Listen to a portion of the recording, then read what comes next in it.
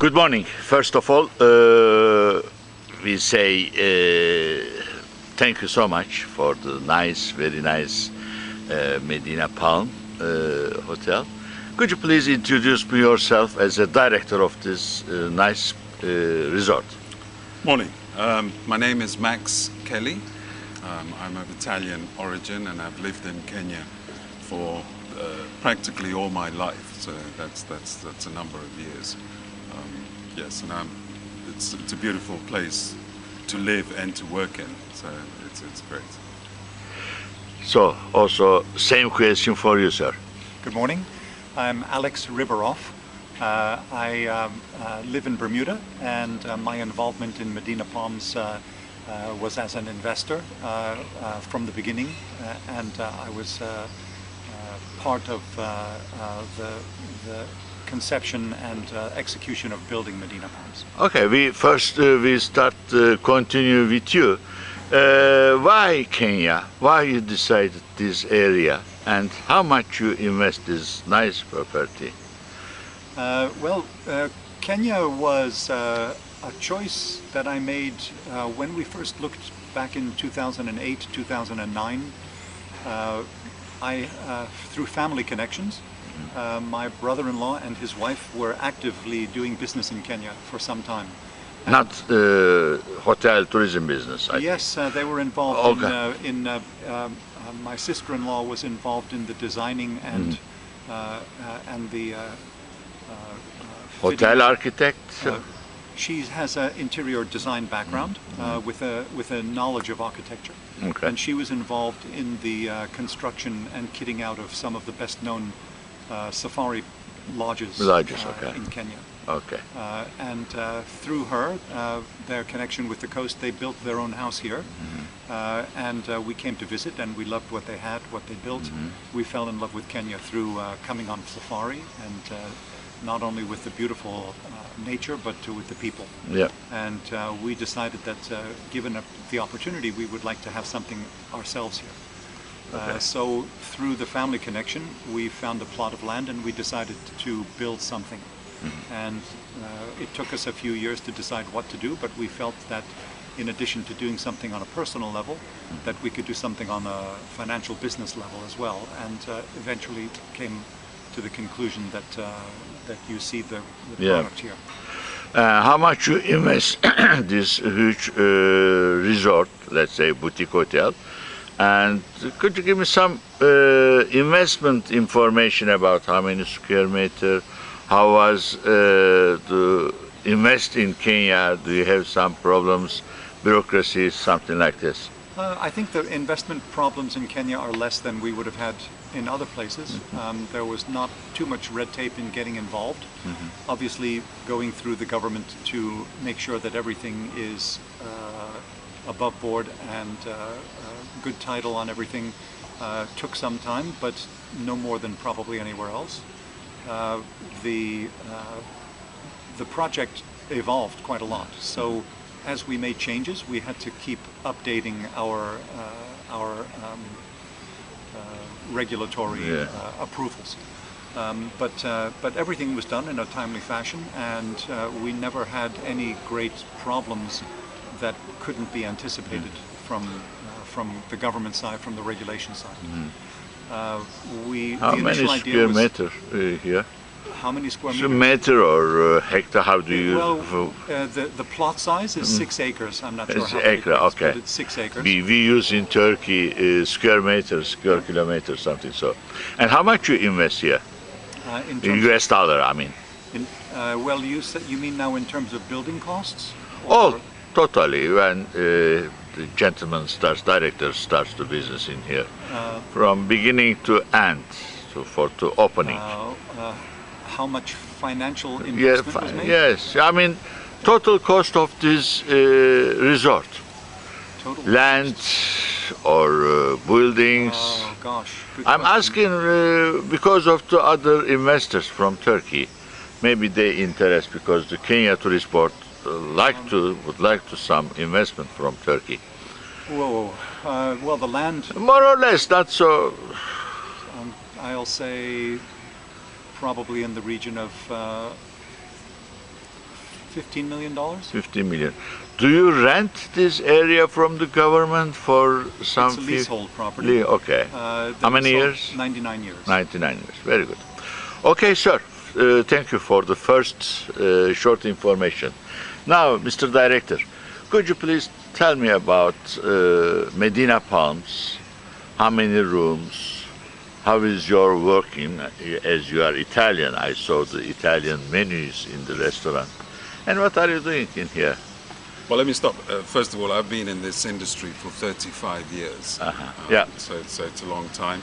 In all sorts of establishments, from bigger hotels, but mostly small luxury boutique lodges and camps, and hotels in Zanzibar and in the national parks.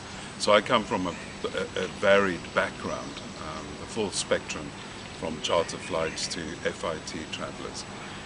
And coming to Medina, and I was given the opportunity to come here, I saw in Medina the possibility of doing something and providing a facility that meets the requirements of today's travelers. Today's tourists are very, very discerning. They know what they want, they're highly educated. A lot of information is available today online. More and more people look up on websites and TripAdvisor and on social media platforms, so they are informed before they travel. And what they look for today, in my opinion, is the flexibility and the luxury of choice. So the luxury of choice, Medina provides that, because all our units are self-contained, they all have kitchens, they all have big spaces. Our smallest unit is 100 square meters. That's the smallest, and the biggest one is 1,000 square meters. So it's a perfect destination for families with children, being able to share one villa, for example, and providing all the facilities within the villa. All the penthouses and villas have private plunge pools, and for children that's of course it's a great entertainment.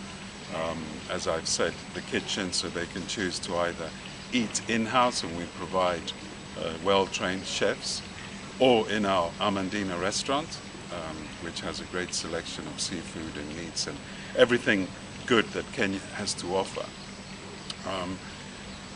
Or they can visit lots of restaurants outside. So Watamu is a destination for a 5-day stay, for example, will offer something to do every single day.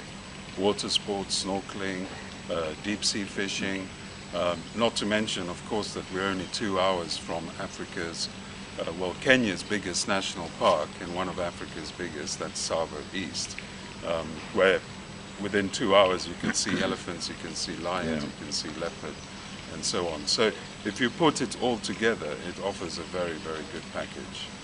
How long your guests stay in your luxury hotel? Average? Our average stay is 2.5 days. 2.5 days. Yes. Very good. We've been concentrating recently much so than on the international market. We've been concentrating on the domestic market. There's an upper growing class in Kenya. Kenya has a very fast growing economy, so that's producing also a lot of people who today can enjoy these facilities. Yeah. What are you doing for marketing? Well, we have international representation, one in the UK on a full-time basis, in Italy that covers Italy and France. We have a permanent representative in Nairobi. International marketing is mainly done in Europe and in South Africa. So we attend the major trade fairs in South Africa, which are inbound trade fairs. So they also attract international buyers. So, sorry. And we try and concentrate on those trade fairs that are on a one-to-one basis, so luxury trade fairs like ILTM and Pure and We Are Africa and so on.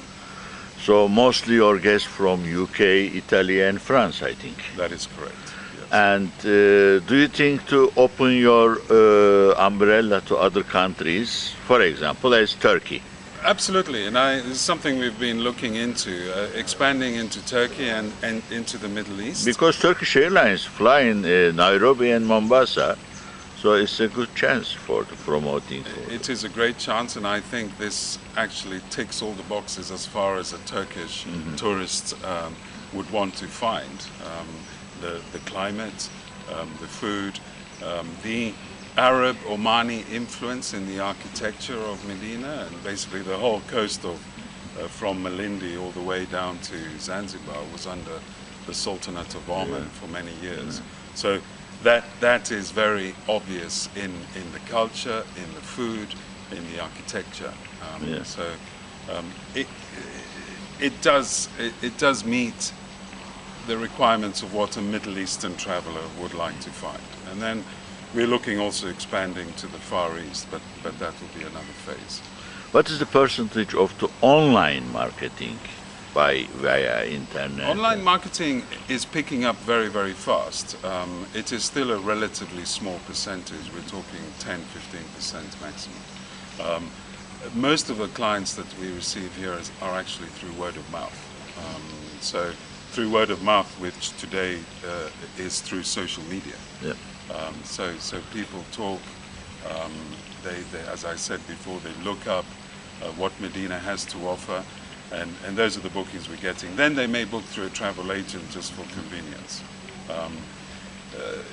As we all know, Kenya has faced some troubles and issues over security, but that is improving tremendously. All the international major source companies and countries have lifted their travel bans, so this is instantly, we've seen a result, so that's good, and we hope that our international clients will increase over. 2016 looks more promising.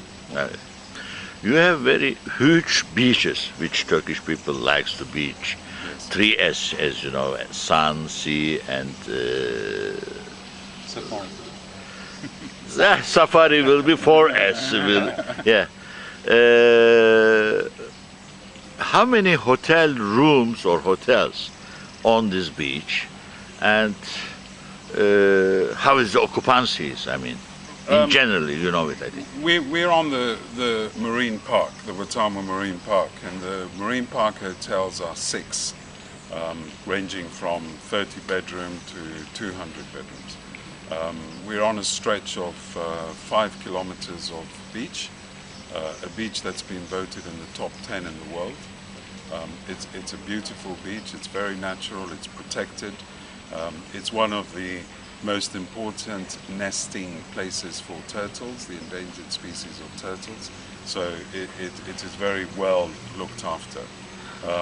We, together with the community, regularly do beach cleanup exercises because we do get some, the currents do bring up what ships or what other countries dump. That's inevitable, but we keep it very, very clean, and we do the best that we can for the environment. Okay. Medina Palms has 50 units, that's 50 keys, as I said, ranging from a 1-bedroom to a 6-bedroom. So we can accommodate, when full, approximately 180 people. Okay. We at Safari also for a sun, sands, and sea. Yes. And 4S will be Safari. Can you give me some information about how far to, I think, the Savo? Savo East is a 2-hour drive to the main gate. So it is very, very close. There are plans by the government to also fix the roads and do a permanent Murram road, and possibly in the future also a tarmac road. So from here to be able to get to the park entrance will take probably an hour or an hour and 20 minutes once that is done. Road is good. The road is improving all the time. So. Is it possible to, for, I mean, one-day tour? Because as I think Turkish customers or visitors, can they do one-day tour to Safari? Is it possible? See all animals mostly? It is possible. Personally, I don't recommend it because the biggest experience of a safari is the night. Yeah. Okay. Sleeping under a tented camp. Okay, yeah. listening to the sounds of the Yeah. night, to the hippos and Yeah, the sure. lions. So the real experience is during the evening and the very early morning. Yes, it's possible to go in a day, which will mean arriving at the park, maybe at 8 or 9 o'clock and leaving at 5 o'clock. And Is another alternative also. there's enough time to see Yeah. some game, but you're missing out. It's tiring. Okay. It's very tiring. Yeah. And what else you at this area? Shopping facilities in the city, or what the people can do, what the Well, tourists To- able to do? There's a very good selection of restaurants, and tourists also always like to eat out as well, besides eating in. So ranging from Italian to international, but it concentrates mostly on fresh seafood. There is an abundance of seafood from our beautiful ocean. So that's a main ingredient to most of the restaurants. Malindi is 20 minutes away or 25 minutes away, and it has shopping malls. There's lots of local curio shops. You can buy artifacts, carvings, and so on. So there's always a lot to do. And entertainment, lastly. There's a number of nightclubs, Okay. so what we call the night safaris. Oh, okay. So thank you so much, both of you, and also thanks again about accommodation hosting us.